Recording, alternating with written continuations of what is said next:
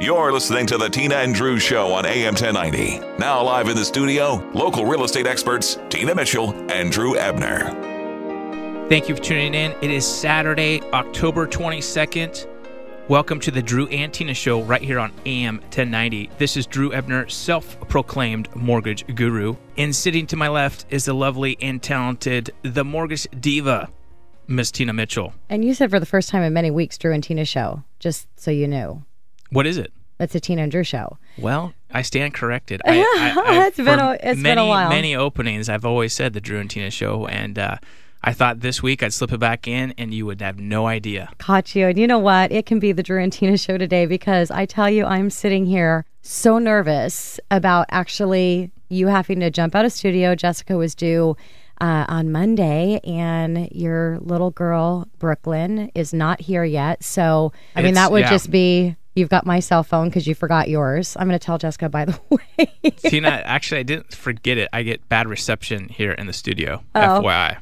So we're using yours because you have a much more powerful cell signal in your phone. Okay. I would never forget my cell phone at such an important date. All right. Well, I'm ready to do the show by myself if I need to. So I'll sacrifice. I'll take one for the team. No baby is going to get in the way of the Tina and Drew Show right here on AM 1090. We're excited to be part of the Saturday schedule right here. Tune in every Saturday at 3 p.m. to get the truths surrounding our local real estate market. In studio today is Patrick Beringer with RE/MAX Eastside Metro Realty. And Patrick, Drew and I are really excited to have you in today to talk about listing your home and how to maximize the profit and how to properly market your home. Hey, it's a pleasure to be here, Tina and Drew. Yeah, thanks, Patrick. Patrick began buying and selling real estate when he retired from the high-tech world just over 10 years ago. And when he hired his own agent to sell his home and realized, and property wasn't selling, realized he could actually do probably a better job, he got into the real estate business. He does things a little bit differently than most agents. Namely, he acts as if he were actually buying or selling the property himself. Patrick always says there's always money on the table, and it's my job to make sure that my clients get it. One of his specialties is selling homes that have been sitting on the market and haven't been able to sell, and that's why we wanted to bring Patrick in studio today to give us advice for any of our listeners that might be potential sellers today. Patrick, today, right now, everyone is so worried about the bottom line. So to maximize profit when selling your home, what is the most important factor? Well, there are actually three factors: price, presentation, and marketing. If you do all of these properly, you'll maximize your net, and you'll do it quickly. So, Patrick, when you talk about price, how do you suggest going about that to get that right price? I think you need to know your actual market value. This really has nothing to do with what Zillow says, or what it's assessed at, or what you owe, or what you want. The market value is just what that sounds like. Once you're listed, you're going to know if you're priced right very quickly because the market is going to speak to you. For example, if you're getting showings but no offers, the market is speaking to you. If you're not getting any showings, the market is telling you something else. If you're not getting any showings, what does that tell you? Is it presentation or is it price? Well, if everything else is done right, it's probably price. So, Patrick, when you talk about price, is it better to list low and hope to get more money for the home, or is it better to list high because the seller thinks that, this is the price I have to get, so I'm going to list there, and if I got to negotiate down, I got to negotiate down? What pricing strategy is the better to go? If you list low, be careful what you wish for, because what if that's your only offer? What have you got left to negotiate with? On the flip side of that, a lot of sellers think that they can list high and negotiate down later on. This is really not the way to net more money. All this does is keep more buyers away. Mm-hmm. Because what will happen is instead of making you an offer, your buyer is going to sit on the fence and wait for you to make a price drop. In the meantime, they're going to buy a house down the street that's actually priced correctly. So if you list too high, you're going to attract buyers who expect more than your house can deliver, and you're going to keep away the buyers that would have otherwise liked it. Got it. So pricing low is not the way to go. Pricing high is not the right way to go. You need to price appropriate to the market. Yep. Okay. So that's it. Listeners, the biggest thing to take away from this is pricing as strategy is so important. You just need to price the home right, and then you're going to attract the buyers and your home's going to sell quickly. Okay. So we got prices established, but what about presentation? What goes into doing a good staging of a home? Typically, I only do a major stage when I'm trying to hide the house. But in general, I'm not selling furniture. I'm selling houses. Right. You know, if you put pearls on a pig, you're going to have a pig with pearls on. If you want horse money, you got to give them something a little more to pay for. You paint it if it needs painting, you fix stuff, and you clean it up. I'm sure that you've seen the TV show Hoarders. I'm sure you're not dealing with people like that where it's a complete pigsty. To go on the pig analogy here, but you guys are terrible. Walking inside, that's your first impression. And if someone has their house not tidy and it's not presentable in a way that I would want it to view, I mean, I think the house is ultimately going to suffer. It will, and your price will suffer too. Patrick, can you share one of your most valuable marketing tips with our listeners? You need to make your house presentable and easy to buy. That sounds really simple, but there are times when I'm standing outside of a property with a buyer and we can't open the key box, or the key in the key box doesn't work, or there's no key box, or the tenant won't let us in, or we don't have access to the property. I mean, that's rule number one. If I can't get my buyer inside, how's he going to buy the house? So what usually happens is I try to contact the agent that's listed the property, and of course, that agent won't answer the phone, or they only work certain hours, or I can't get the information I need. And I'm still standing outside in the rain with my buyer. Got about 30 more seconds left before my buyer decides that we're going to go look at another house. And that's typically what happens. And the sad thing about that is a lot of these sellers, they don't know anything about the buyer that just got away, because I'm not allowed to call them and say, hey, I could have sold your house yesterday, but I couldn't get in, or I couldn't get the information I needed. And a lot of sellers don't understand how important it is to have an agent that's not only looking out for the agent, but looking out for the buyer and the property and making it easy to buy it. Absolutely. And I think we're going back to the simple things that when you hear it after it's already happened, you're like, oh, geez, well, that is like so simple. But it happens all the time, and it all boils back to that communication. Don't you agree, Drew? Well, it is. And ultimately, our industry, it is really a service industry. And if you're not getting the level of service from your realtor, especially on the listing side, that you have access problems, you have a tenant issue, things of that nature, you just got to find that true professional that's going to give the time commitment that's necessary to sell your house. There's a lot of things that sellers can do to really kind of shoot themselves in the foot. Give me a couple examples of some of the worst things that you've seen. The worst thing you can do is to ignore the market, because it talks to you. You need to listen to it, or you're going to lose money. Let me give you an example. I listed a house on the east side for 2.2. Some time went by, and I reevaluate values as things change in the market. At a certain time, I talked to the seller about the value of the house, and I indicated that it was worth 1.8. Around that time, I got an offer at 1.8, and I begged her to work with me, work with the buyer, make something happen with this offer. Instead, she countered back at 2.2, and the buyer walked away. Ouch. So a couple of months go by, and, the value is steadily declining on this house. She fired me, hired another agent who sold it for 1.5.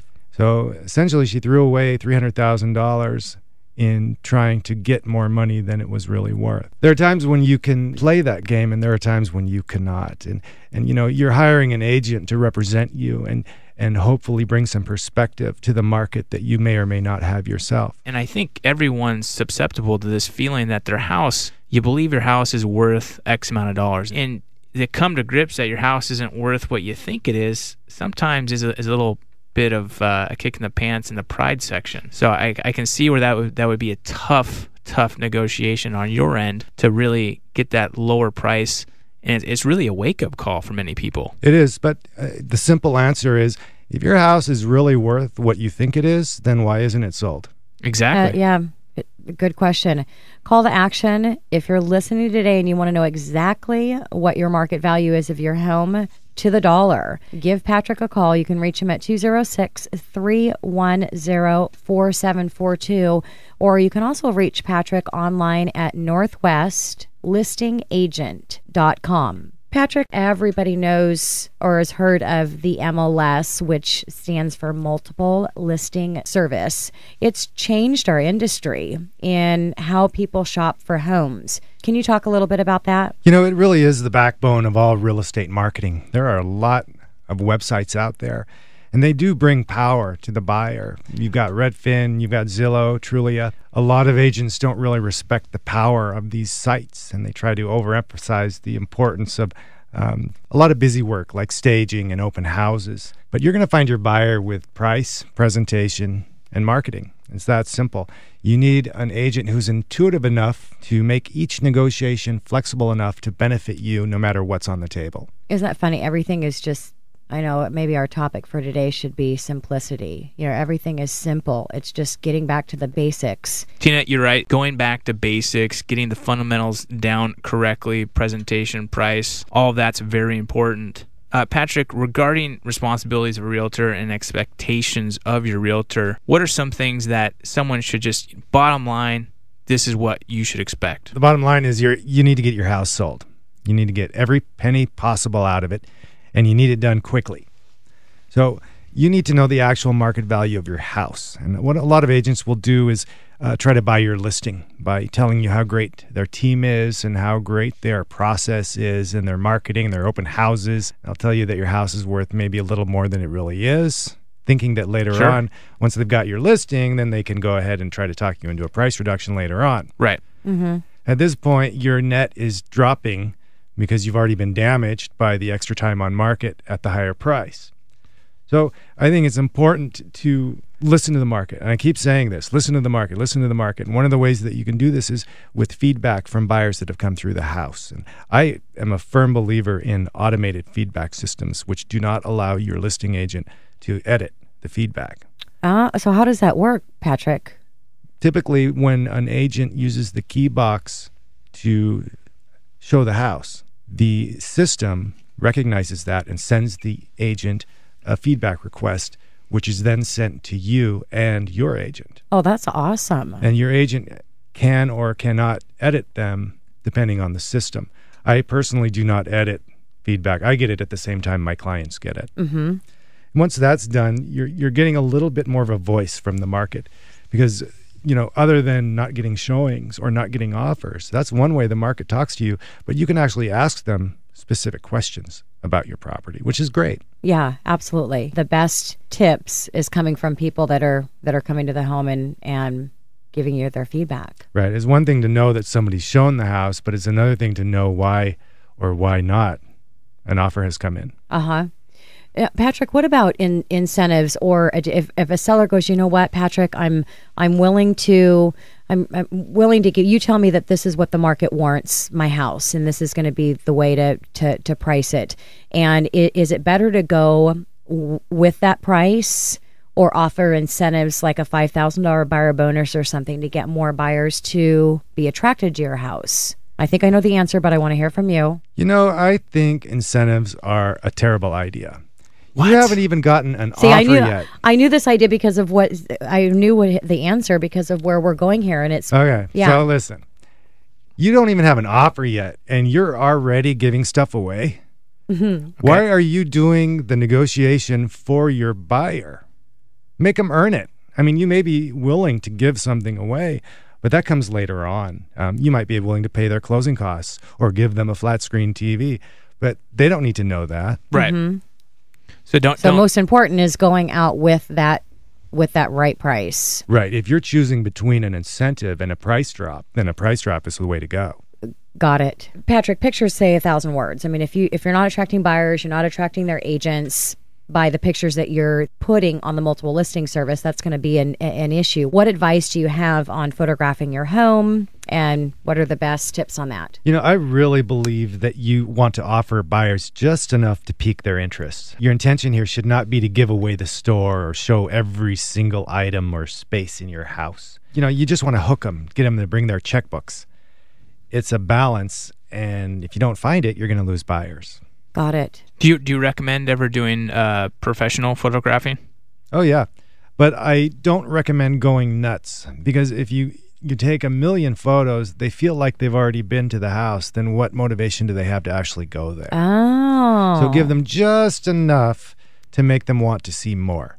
And, you know, what I see a lot of is people with pictures of a toilet seat up or somebody's favorite bookshelf or a close-up of a faucet. Really, have you seen someone have a picture with the toilet seat up? It's very common. And it just irritates me. That For is God's terrible. sake, put the seat down before you take a picture. So they take the photo of the bathroom and they just forget to do that.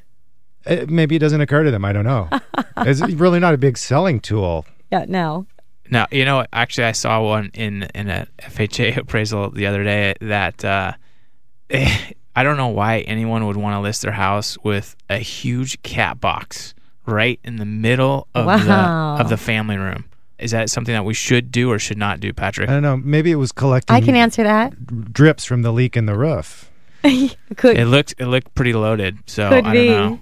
Hey, I didn't realize that. I would think just having massive pictures would, but what you're doing, and I'm watching myself in front of the computer, I would just be looking at those pictures going, wow, there's lots of great pictures, and you're right, it would take away the don't show everything you have. You want to get them to physically get in their car. Less is more. Less is more. Quality over quantity. So less is more. What do you think about online marketing? A lot of the houses right now I'm seeing, Kirkland Townhome Condo /.com, downtown.com. Should I have my own website, individual website, or is it just enough to have it posted on Trulia and Zillow and things like that? Most of these sites and aggregators will take information from the MLS, which is the holy grail of online marketing. As far as having a specialized property website, a couple of years ago, this was a really big push around here. Everybody had to have their own, westmercerway.com and that sort of thing. In fact, I think that was one of mine. But the thing about that is that's great if you know that a lot of people are going to type that particular thing in. Yeah. And you can say, oh, here, go look at this house. Here is the website of my house. myhouse.com.co.org.net.uk. Here, type that in. It's a great added thing like an open house or a broker's open, but it's not 100% necessary when the other elements of your marketing are in place. You need price, presentation, and proper marketing. You don't have to overdo it to do it right. Yeah. So where that comes from, Patrick, really is an ability for some of the industry when they're doing their presentation for the seller. It just makes it look extra fluffy and extra pretty, but really the reality is it like they're it's not working gonna help. hard for the seller, and they may or may not be. Got it. Patrick, to wrap the segment up today, as a seller, I know you hear people say, as a seller, you always counter that offer that comes in because, why not try and see what happens? What's your advice on that? A lot of people will just automatically say any offer that you get, you should counter because that gives you power. What I think gives you power is having a well-priced product that people want to buy. When you are counter-offering, you are essentially rejecting the offer and starting all over with a brand new one. So every negotiation is specific and different, and it's specific to that time and place. So, yeah, most offers do warrant some negotiation at the minimum, but if you're not careful with it, you could counter yourself into something worse. So if you need to know enough about the other party to push them just far enough that they'll play ball with you. Makes sense. Negotiation, price, it says it all right there. Patrick, we thank you greatly for coming in today at the Tina and Drew Show, giving some awesome advice for anyone trying to sell their home in today's market. Thank you so much for coming in, Patrick. Oh, it was a pleasure to be here. So, Drew, what's coming up in next week's topics that listeners need to come back? Tina, as always, we're going to continue on with the Credit Matters segment. We're going to go deep on that and find out why credit is so darn important in the Seattle real estate market. And, hey, by next week, I might be a dad. That's true. Yay. Oh, yay. I know. Super excited. We'll keep you posted. We'll get some pics going on the website of Baby Brooklyn. This is Drew Ebner signing off for the Mortgage Diva, Miss Tina Mitchell. And this is Tina Mitchell signing off for the self-proclaimed mortgage guru, Drew Ebner. Thank you, everyone, again, so much for joining us. And we look forward to talking with you again next Saturday. Have a great weekend, everyone.